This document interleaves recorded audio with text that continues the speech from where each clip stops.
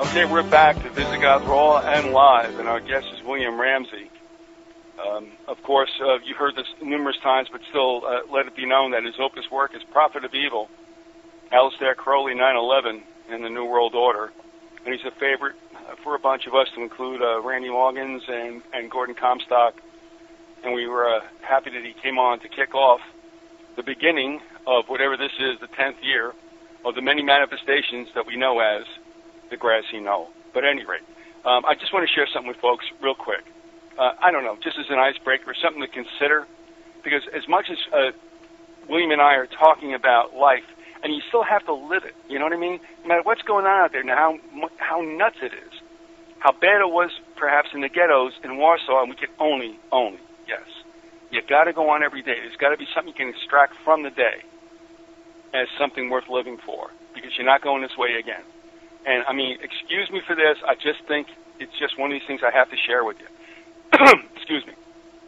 I listen to WCBS 880 AM out of New York on the stream. It's all news radio. And I heard this very early this morning because I couldn't sleep, like 5 o'clock in the morning. And I just want to share this with you. This is like one of these things like, here's the bad news, here's the good news. Okay? It says, SUV falls from upper level of FDR Drive. Slams into cab below. Let me just sum this up. An SUV with 7 people, 8 people, was on an elevated section at 3 a.m. in the morning on the FDR at a point where it goes up around 23rd, and I know this area well. Now, what happens is somebody's out there attending to a car off on the side, and here's this noise. This SUV comes toppling over from the elevated roadway at least 15 feet to the roadway below, lands upside down, but on a cab who had no fare. Here's the story. This is not good that you would flip off an elevated roadway with however many people in an SUV. If you hit the pavement, you're probably all dead. Forget your seatbelts. Well, this hit the passenger side of a cab and broke the fall so that the SUV rolled off the cab and righted itself on its wheels. The cabbie had no fare. You get where I'm going with this? No. Well, my point is, here's the bad news. Oh, this SUV is going over with all 7 of us, and it's not going to be good. The good news is we hit a cab, roof to roof, and we don't get the real bad blunt trauma. We flip over and land upright on the wheels. And the bonus is the cabbie had no fare. Well, that's good news, I guess. But when I hear this stuff, I'm like, I mean, what are the odds that could have all happened in that way? Anyway, nobody's died yet, and everybody can walk away. My point, I guess, in saying this is that life is very random. Crazy things happen, and some people walk away, and some people don't. So, at any rate, forgive me for you. Huh? No, you're right. I mean, I'm just looking at this because I know the area. I'm like, oh, you got to be kidding me. An empty cab, and the cabbie's like, yeah, it's all right. And no, he didn't say $1.49. No, he didn't do that. So anyway, here we are. We're back into what we're going to get into, the nitty gritty. And obviously, folks, if people were more aware of this, we would ask this of the Christian community. That doesn't work too well. With the rest of the world, how do you explain it? It's kind of like this thing where people understand it's evil, and they kick around Satan once in a while, but if you tell them it's institutionalized, and it's been with us for a long, long time, you're not going to get many people going, yeah, you're probably right. And herein lies the problem. And this is what I'm going to throw it to you. And by the way, folks, if you want to call in, you can do so from this point on. It's fair, 618-912-4681. 618-912-4681. It doesn't cost much. It ain't an 800 number, but you'll live with it. I'm going to throw it to you, William, and here's the point. Now, the second phase I got into is I realized that this is a very spiritual matter. You can't make much headway with heathens and those who don't believe in such because they keep thinking that the human spirit will elevate, and that's another whole story. But now I'm asking you. Now, you got into all this stuff, and when you actually entered the whole arena of 9/11 and how occult that was. I tell you what, for all of us, it's pretty sickening, but how did you progress? Well, yeah, I mean, I think it is sickening, but, I just wanted to get the word out. There were other people who saw different facets than I did, but I think that, I just wanted to let people to see that it was not just a cultural or political event, but a spiritual event, much like, Hitler. Hitler's Reichstag fire was a political event, but it was also him instituting a satanic, ideology and political structure. And that's what I see with 9/11 is the same kind of slave state mentality, us against them, total war, driving people into poverty, the neo-feudalism, and, so I see that 9/11 was a harbinger of those types of political changes that have taken place in this country and the world. So, I want people to see that there's a lot more beyond the material world that's taking place. All right, now, but bring yourself back to the time, because I think this is necessary for people to believe, because there's a lot of people out there, too. I mean, we have also, and that's the reason I asked you about, you being okay with your wife and myself being okay with my wife, because you have people coming in here who are, like, coming in by themselves, and not that I'm being, by any, condescending, but I'm just saying, go so far, but you gotta let your spouse know what's going on, because I've seen disasters, and it shouldn't have been that way, but it was. Right. And this happens really, honestly, goodness, with the more intelligent, higher up people. It's almost like, what are you trying to do, dear? Destroy this whole thing? And I don't make it, I also don't want to make it a male entry type of thing. This happens on both sides. Right. That guys might write me more. Yeah, okay, but they're not the only ones. But so what I'm going to throw you back to, I mean, there was a point where, I'll tell you, there's a point when I said to the lady Biz, can you give me here a second? Come on in. Sit down and just listen to this. And then when it started, I don't know who it was, I don't know what audio file it was, but she had known, that I had misgivings because I did have eyes and ears, and I was a couple of places. I mean, I was in D.C. like yourself, and then there's other things right. that happened. And it's like, look, this is going to be a little upsetting, but it's the truth. How about you? I mean, again, not to hammer it home, but was there a point where you said, damn?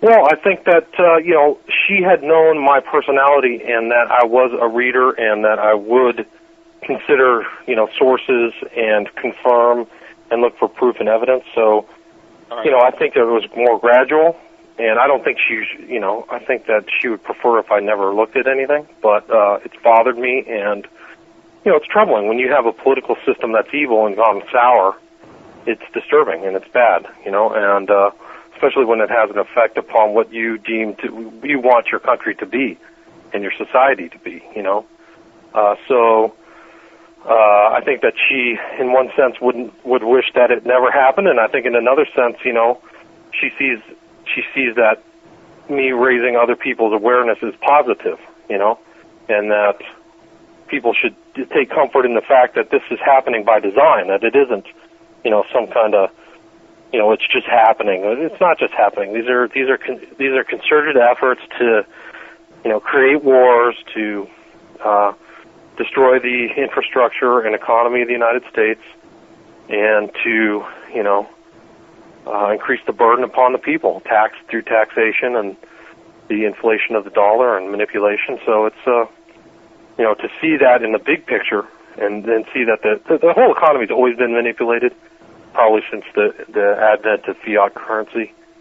And so, it's they shouldn't see it as like, people shouldn't be like, oh gosh, I'm such a failure, or, why is this happening? It's happening because people want it to happen at the top. There's an evil elite who are pulling the strings on it. And, I guess my point is that it's good to see it for what it is, instead of like, some obtuse Christian out there is going to say, oh, this is God's will, or, this economy's my fault, or, yeah. It's not. It's really not. It's because there's evil people at the top that, the religious leaders have failed to point out and rail against, So it's, you know, I mean, there's my book is just connecting a couple, 2 or 3 dots on a picture that has 20 more dots, and most of the people who've read it can connect the rest of the dots and understand, you know, what it points at. But you know, you have a caller, but I want to say, William, one of the reasons why a bunch of us found favor with you is because you do have a well-developed brain, and you went at it in a certain manner that attracted us all because it was very, like I said, it wasn't crazy, it wasn't hysterical, it was facts. And even though it deals with an evil side that a lot of people don't want to admit, and we're going to go back to that later, because, you know, people are only going to go so far with evil, but not our politicians. No, sorry, that's not going to work. But anyway, let me just break for a second, and we have a caller. By all means, Jim, bring him on or her on. Hello. Hey, Viz. Yeah, it's Gene from Brooklyn. No, not you.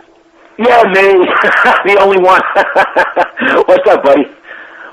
You're going to tell us. Go ahead, Gene. Okay, I have a question for Bill. You know, I, like most of the people, you know, are around 911. You know, we're all hoodwinked by the fact that, you know, this is terrorism, this is this is that. And, you know, you fell for it in the beginning. But I always thought it was strange that I think within the month of the events happening, those attacks, is that President Bush comes on TV and he says, you know, we need a definitive amount of money for the creation of Department of Homeland Security. And I think it was like $47 billion or something like that was the you know, the monetary amount. But does that have a connection? Is there a connection between this Hitler type of government or this mentality? And absolutely. You know, that's the only thing that I saw that I thought maybe it was pre-planned, because I couldn't get over the fact, or couldn't come to grips with the fact that the government may have had something to do with it. But I didn't. I didn't either. I didn't want to come to terms with the fact that the government did it either. Yeah, no, I'm not qualifying you. I'm just trying to figure out. You know, yeah. You know. Okay, I'm just saying that I don't like my conclusions either. I've rethought and thought my conclusions thousands of times, but I can't escape them. So, you know, you only come down to one, you know, conclusion, and that is an inside job. But I think that it was part of a structured plan. These guys had a blueprint that they instituted, and it was so quick and such a shock to people that they couldn't even see it coming. And it's probably the same thing about, like, Hitler. You know, nobody saw these abuses as they, you know, it was just one thing after the next. I think one of the writers about the Reichstag is that these things happened so fast and so quick that the people just acquiesced, and the United States people did too. You know, they just didn't have that sense. Right. You know, like, you know, it could be, to me, it could be either, you know, they either planned it and, you know, had wanted to set this department up as a means of control, pre-planned, or they took advantage of a situation and did something that they wanted to do all along. You know, what does it seem to be like to you? No. You know, them taking advantage after the fact, or... No. It's fully planned and intentional. It was planned before the event. They didn't take advantage. There's no way 19 people in Afghanistan could control the skies of the United States and create those events and drop Building 7. Okay? I'm not. You know, I'm not. The problem is that a lot of people. Yeah. Gene, let him go. Let him in. Well, I'm just saying that there's a lot of weak-minded people who cannot put together things, and I mean, that's not a nice thing to say, but they can't. They don't key in onto the most salient points of the event. The salient points are there were huge amounts of military things going on that day, and Building 7 dropped. Period. So you can get some people who can't key into those important facts to talk about mystery planes and radars and stuff like that from the sky, and frankly, they're just weak-minded. And it's sad, but the real reality is nobody from Afghanistan dropped Building 7 outside of this country. And that you have to deal with that fact. Okay. I always came, you know, I always had a hard time dealing with that, you know, that aspect. I have a hard time too. Gene, let me let me Go right add ahead. the conversation. I'm sorry. Mm. At this time, when this happened, there was a listener who works for a PR firm in Chicago. Mm-hmm. He had stated to me, now, the problem here is, and just understand this, what muddies the waters here is that he is a born-again Jew. I hate that term. You're either, you're Christian, whatever. All right, fine. But his problem is he wants the average to be responsible for 9/11 just because he's Jewish, and, of course, he doesn't have anything to do with Israel. He lives in Chicago. Anyway, but he told me, he said, and his information was good. He said that the Rand Corporation, now understand me here, the Rand Corporation, not your buddies, by the way, folks, were in that office, and they were bragging about how they had developed the Patriot Act like 5 to 10 years before. They were just waiting for the moment to happen, which of course they knew it would. My point is this: Congress can't get a freaking lunch order right, let alone whip that thing together, that Patriot Act, in, 10 working days? Are you right, serious? It was real quick. It was very, very fast after the event. The thing is that those bills, there are tons of bills that are awful, draconian, that sit there and wait. They're already pre-drafted. They're done. Yep. They've been worked on, massaged. They've been rewritten. The healthcare bill could be one. There are new names, and they're waiting for the right moment to put those in. And people who are experienced in Washington politics know how to get a bill through that they want through. They wait for that right event, whether it's random or structured, and then say, it's time to put this bill through, whether it's good or not. So it's not a random occurrence. The events, they knew they were going to put the Patriot Act in, and the Patriot Act is this nice Orwellian phrase that sounds good to the majority of the people. They want to believe it's good for them, and it's draconian. It's not good. Well, I was always opposed to it on instinct. Who knows what's in these bills? I mean, they're so big and so huge, and you don't know what's in them. You know what I mean? But on instinct, just saying the Department of Homeland Security, doesn't that have any doesn't that resonate with anybody? Doesn't that sound like it's right out of 1942 Germany? Yeah, exactly. And there's already, here's the thing, is that there's already enough intelligence, military institutions and things overseeing everything that why would you need another level of security? I mean, we already have things in place to allay, terrorism. I mean, it's only there for the American people, period. Let me share something with both you guys, and I don't need to pop off, but there was something I did. I found, when I was working at St. Leo's Library, we got these donations from history professors. We got like 3 of them. What I saw called out, I jumped on, like you can imagine me. One of them was, a transcript of a 2-day conference at, let me think now, it was Harvard in 1955. And one of the speakers was a leading Republican from New York State by the name of James Lord O'Brien. And he gave a speech, and it would knock your socks off. I've done a show about this. I've done another show about this, and I'll put this audio back up again. That gentleman understood exactly what was going on, and he warned everybody about giving up your supposed liberties for the promise of security. Oh, man, is that right? Now, here's another thing. There was something that was passed called the McCarran Act, also known as the Internal Security Act, around, I'm thinking 1954.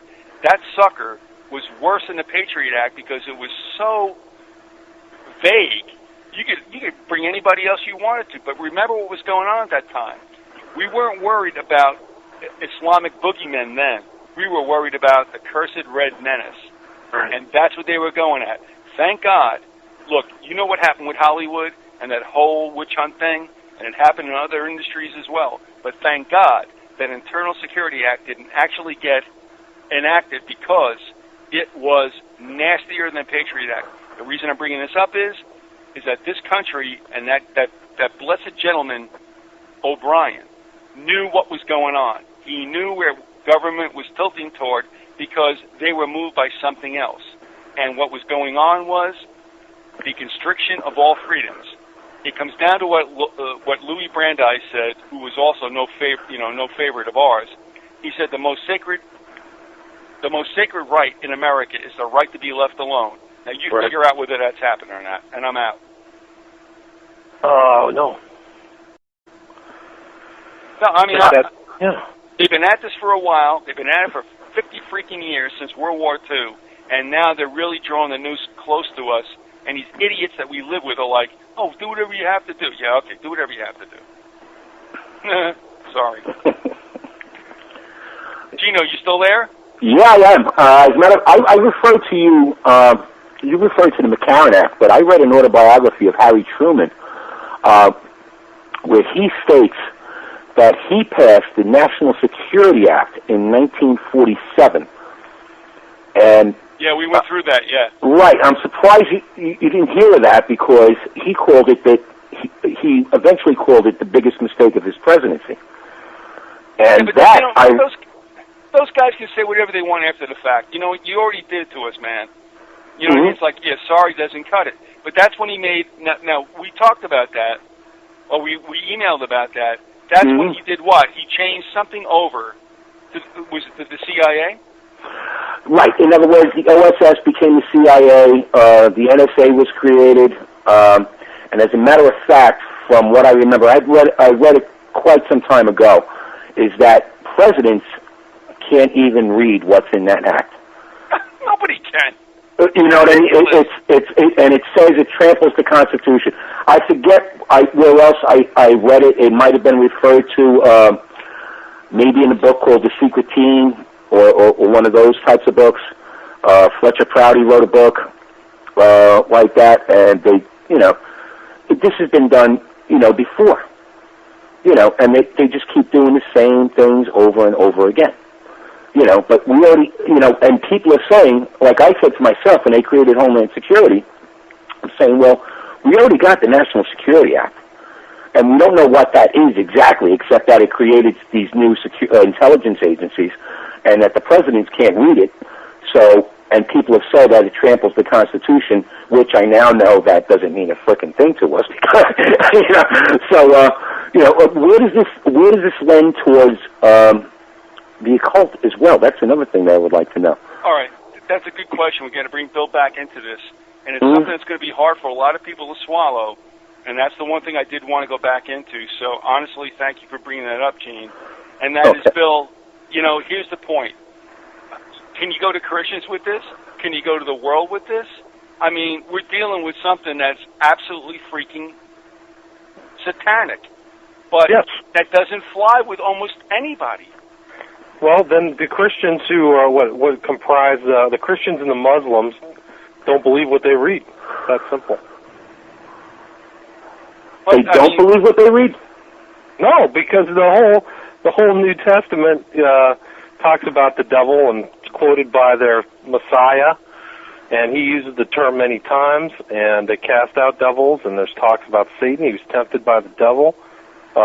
There is the same thing within, the Muslim tradition, and even the Old Testament has these, spiritual events. So, All right, but let's go to a bigger scope, though, too.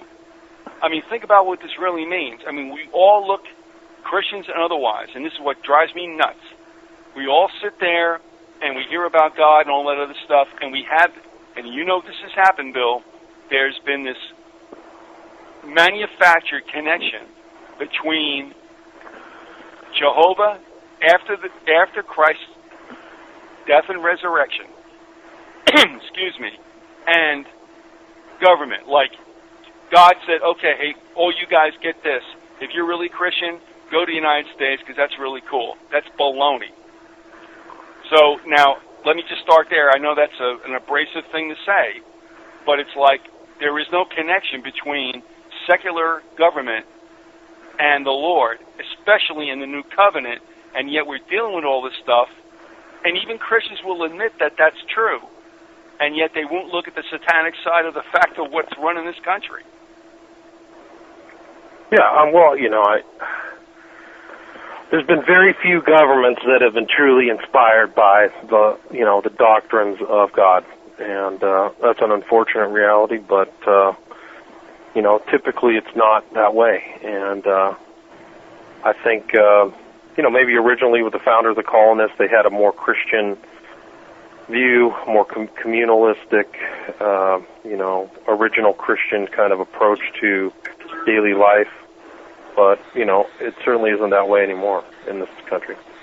Well, all right, if we could, if this is time to do that, and I don't know if you want to go there or not, but you see, here's my problem. This country was the produce of an investment by the Crown, and that's what begat all these places. Right. Okay, I get it. Pilgrims went to, Massachusetts. I understand all that stuff, Puritans. But you know what? That really wasn't the deal. If you take a look at anything south of them, it was all about business. And so this idea about, they were all Protestants at that time, I'm okay with that. I mean, I don't care. But the thing is, the government did not act as you would expect a Christian, whatever, government to be. And that's when I get into this thing about, all right, now tell me exactly where Jehovah said this was cool. I know that's very vague and stuff, but I'm going to ask you to hit it. Yeah, I don't know. It's a tough one. I think that there is it's interesting that with the expansion of all these colonialism and everything like that, and it includes, we were once colonists, the United States. Yeah.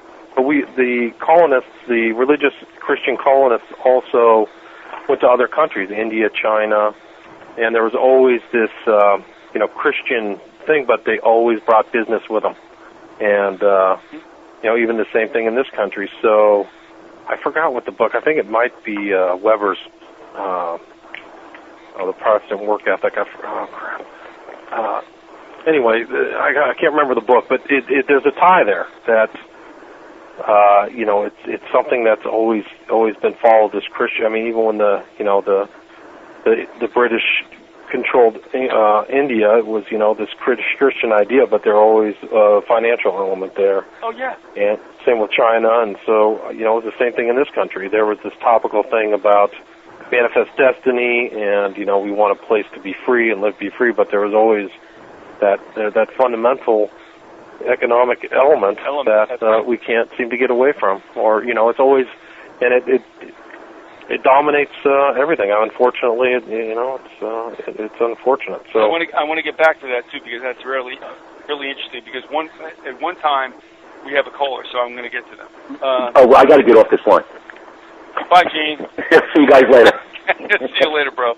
At one point they hang out the proselytation thing, and then of course you come with the statehood. We got a caller from Kansas. By all means, come on. Yeah, this is Jason Glander from just outside of Wichita, Kansas. I was calling because I believe it's in the book of Zechariah. It speaks of a passage where it instructs the children of Israel, or the daughters of Israel, to separate themselves from the children of Babylon because they're spoiled by their servants. And I didn't exactly have the quote in front of me right now, but I read that, around about the time just shortly after the passage of the act that produced the $700-some-odd billion bailout that George Bush passed. And when I read it, it just linked up with me that basically that particular passage may have had something to do with that particular scripture, or that particular scripture had something to do with the particular events that were going on at that time. But if I had it in front of me, I'd quote it verbatim. But I was just going to ask, I sent you an email within the past week or so, an email with a PDF attached about how the federal government back in '67 was being charged 2 times for treasury bonds that were held by the Federal Reserve, on bonds that were actually already paid for, and I was just wondering if I could get your take on that. No, but with all that you've said, though, because there's a wider scope with what you just, kind of entered this conversation with. What I'm asking you is, and we've spoke before, and I remember you. No, that's okay. But the point is, that's where we're driving at. And I'm not ducking any specific questions, but it's like, I guess the only way to say it is our government screwing us? Yes. Is it Christian? No. No matter who says what about, have you ever seen a president that wasn't Christian? Come on. So I don't mean to demean what you've asked, but when you get down to particulars, does it not always come out that in the end, we basically get flushed? Most definitely. I managed to, during your question, yeah, we always get flushed. And that's what's so disheartening about everything that's going on. I remember right around just shortly after the attacks on 9/11, I was among those who were persuaded that somehow or another Osama bin Laden and the terrorist hijacker supposedly had some hand or part in 9/11, and I was all about, let's go get him. I had that mindset or mentality, and I don't know, it wasn't until about 2002, 2003 in which I came across information about a local, back when I was living in Denver, a local privately owned radio station broadcasting out of Johnstown, Colorado, that I actually came across AJ, if you will. And it's okay. Yeah, it's fine. I was just like, and basically that's what woke me up and everything. And it was just like, and from that point on, I've been delving into to the best of my ability, because I'm not a learned scholarly type as some may be, but I happen to coast my way through high school to the point where I dropped out before I actually obtained a diploma, but I went and got my GED. But a lot of this stuff is so, I just don't get it, because most of the people that I speak with or have spoke with in the past. All right, let me ask you this. Do you still vote? Oh, hell no. I actually, as a matter of fact, hell no. Hell no. As a matter, just to clarify my position, about 2007, I sent a scathing letter to the voters registration office out in Colorado, in the county that I was registered, requesting or demanding my name be removed from the voter registration rolls, because I didn't want to participate with the fraud and the scam being perpetrated against the American people. And so I don't even remember receiving a letter of acknowledgement from them. No, you won't. No. But I had to go down to the voter registration for the county in which I resided in and get a letter of acknowledgement supporting the fact that I actually had myself removed from the voter registration roll. So, and as a matter of fact, precedent to that, I hadn't voted in at least 2 elections preceding the point when I said I refused to actually participate in the fraud or conspiracy. So. All right, listen, we thank you for listening, but I would ask you also, is there a pointed question you want to ask Bill? Because I know, you and I have talked before. I got no problem with that whatsoever, but for the sake of at least addressing something to Bill while he's here, because I'll be here always, he won't. Do you have anything you want to ask Bill? No, I just wanted to speak with you and tell you I appreciate your show and everything, and I appreciate Bill for coming on, and I hope you guys continue to plow through the research that you guys are doing and inform us that are less cerebrally endowed. Okay. Thank you. Appreciate it. Thank you. Thanks. All right, bro. Good night. Again, William, where we last left off, again, I'm telling you, this is not easy to do. You got a whole thing with Christians, and they don't get it. Because they've been tied into this thing about, and we were talking about this a bit before, and I know you were trying to get out of there real quick. My point is this. Countries, as far as I'm concerned, from what I understand from the scriptures, mercantilism is satanic. It's okay that we get involved in it. He understands. He withdrew himself because the tribes and everyone else said, we don't want divine law. Take a hike. That's a real. I know. It's well, real, it's true though. I mean, okay.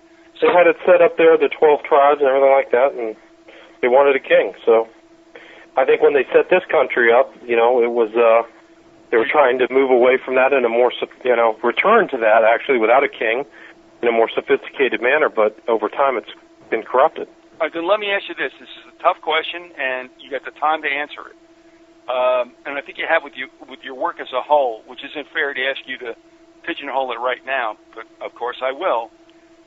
My problem is that we have this, what I consider false construct about Christians thinking that this country, that Jesus said or Jehovah said. I mean, obviously I think this happens after Christ's appearance here. The reason I'm saying because we don't live under the law, obviously. We don't smite, the Ammonites because we don't like them. Right. But I mean, and I'm like, folks, hold on. You know what I mean? It's a country. I only understand Jesus as concerned with souls one by one individually. This bit about, this nation has to repent. This nation's not going to repent. There's not a nation. Individual, yeah. I mean, there's not a nation on the world. And let's get to Israel also. Do you think everyone in Israel is so sold out to Judaism? Are you serious? No. Nobody seeks after God. Let's face it. No. Tel Aviv is run by crime families, like the mafia. It's crazy. I mean, people have this kind of notion that everybody over there is, religious on a holiday. I mean, there is a minority that's religious in the Judaism sense, but those people are very Western in many ways. Yeah, but so here's where we go. Let's stop affixing secular things to what the Lord wanted. Now, remember something also. I think we can agree that the blurring of the lines between the state and the church was blurred by the church, who took the cheese for a 501c3 church. And I mean, if Jesus was here, I'm thinking he's like, what did I tell you about? That's not what we're about. That's the world. We don't need to do that. And I don't think that's being so rash. But then again, now take that beyond that, and here's the really great lie.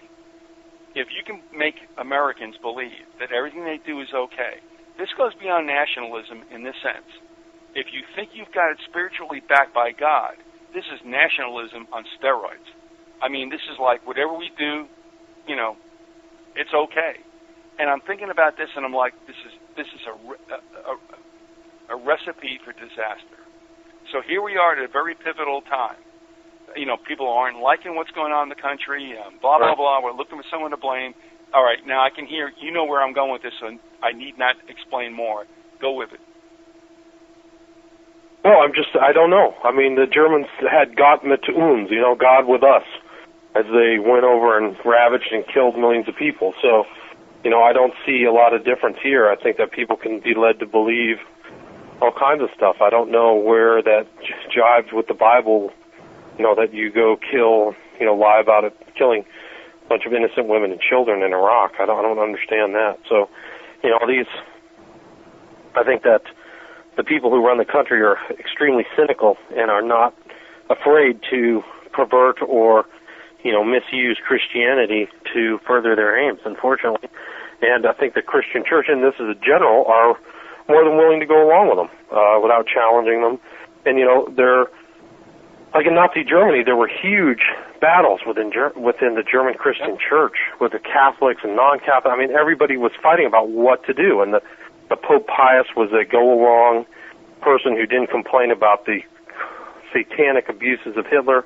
But there were some people who actually stood up. Bonhoeffer, rescued Jews. Niemöller went to the concentration camp. And Bonhoeffer paid with his life. I mean, so, you know, I don't think that there's a lot of difference now. I'm astonished at how little, you know, the Christians see this as evil. I mean, especially the ruling elite. I mean, like I said earlier, I don't know who's worse, the evil ones or the people who go with it, you know. And I think of the line from the Bible where Christ says, you know, some of you will cast out demons in our name, but you go to heaven, and I'll say, I knew ye not, you know. So there's a tough standard there, and I can't remember that exact line in Scripture, but it's there somewhere. Yeah. No, and again, this is honestly, this is the toughest element that we're ever going to come into. Now, for those who aren't Christian or say they're Christian or whatever, there's another whole level out there. They believe this is all on a secular level, and they usually believe in the, I guess, enduring spirit of humankind to rise above. I do not subscribe to that, and I think there's probably millennia of history to say, that's not working. But the point that I'm concerned with also is that, so here you are, I'm not going to lump you in with me necessarily, but I think we're trying to talk to people and saying, look, for Christians, understand that this has been prophesied, and get off CNN, ABC, NBC, and all this other crap, and just stop and take, all right.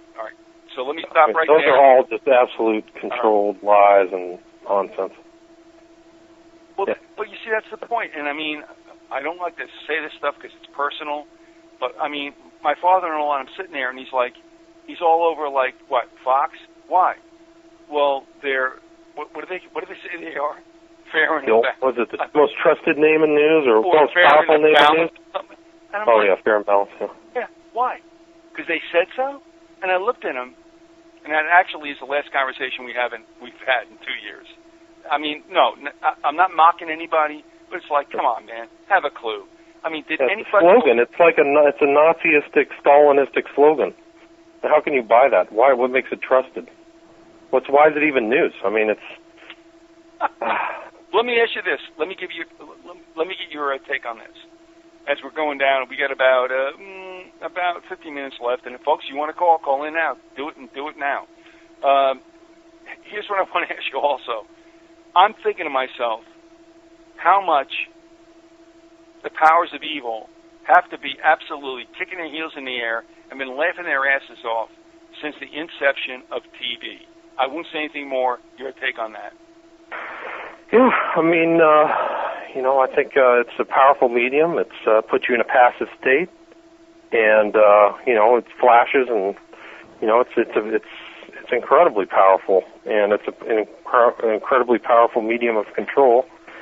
And I think that there's a reason why the Chinese government wanted every person in China to have a television, to keep them pacified and easy and malleable. You know, if you watch 5 hours of TV, you're getting state propaganda and corporate propaganda. A lot of people oversee the fact that they're watching maybe 20 minutes of corporate propaganda an hour if you're watching a TV show.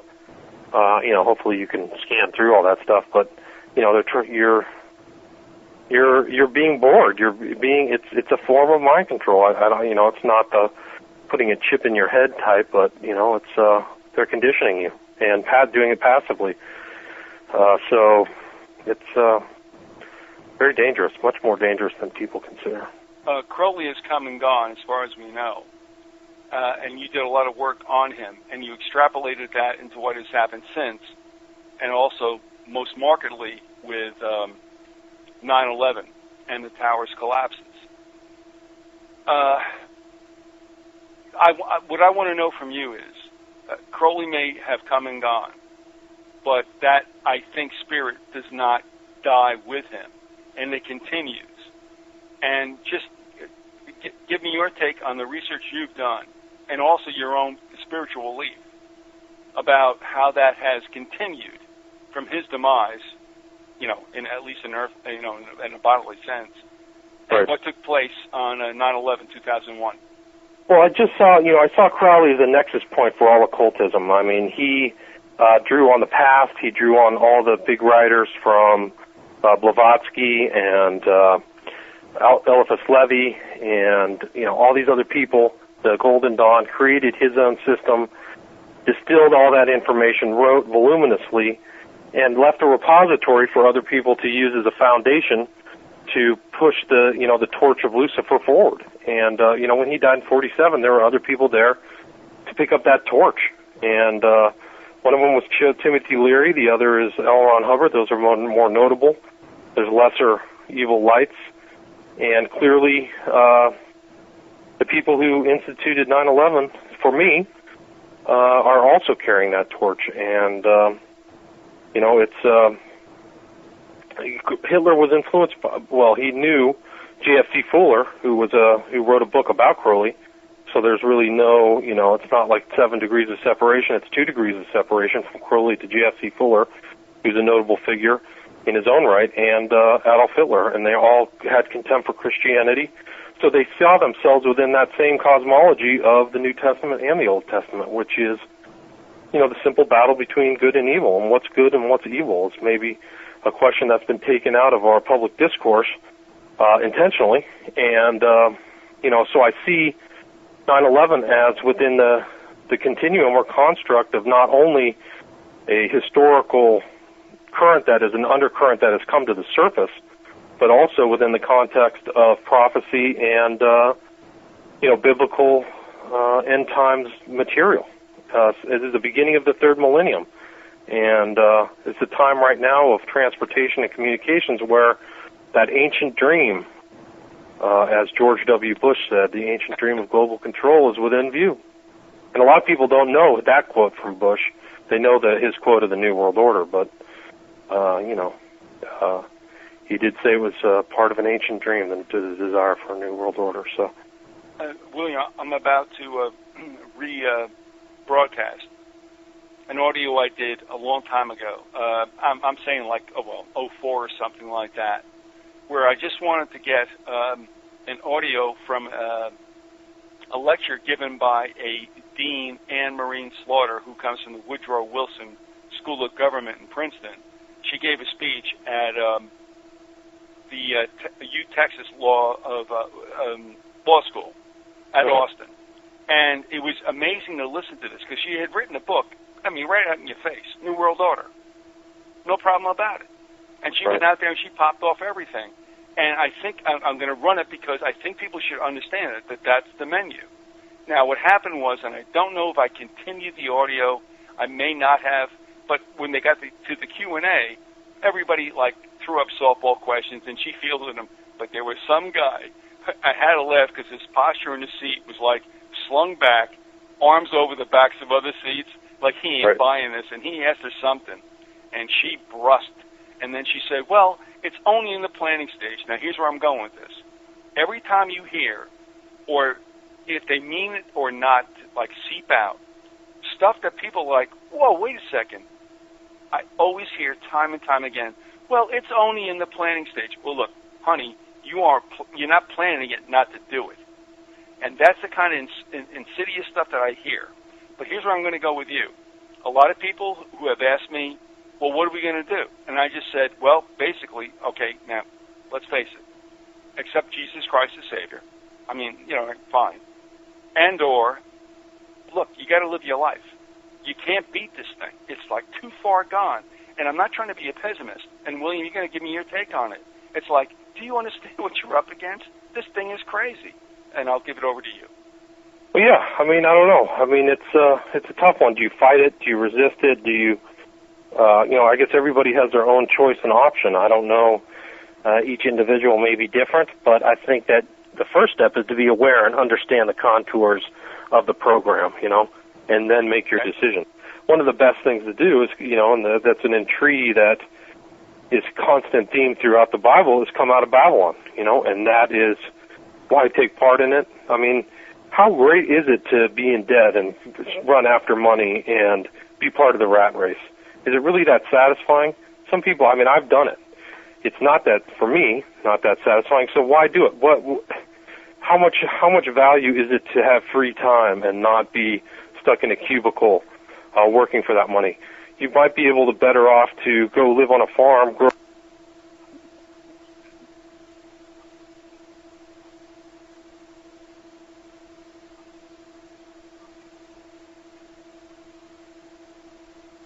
like a slave system or debt slavery. What's that? Hello? William, you still with me?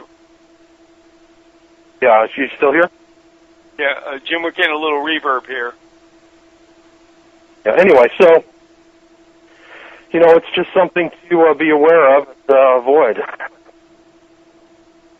right, hold on. Let him clear it up.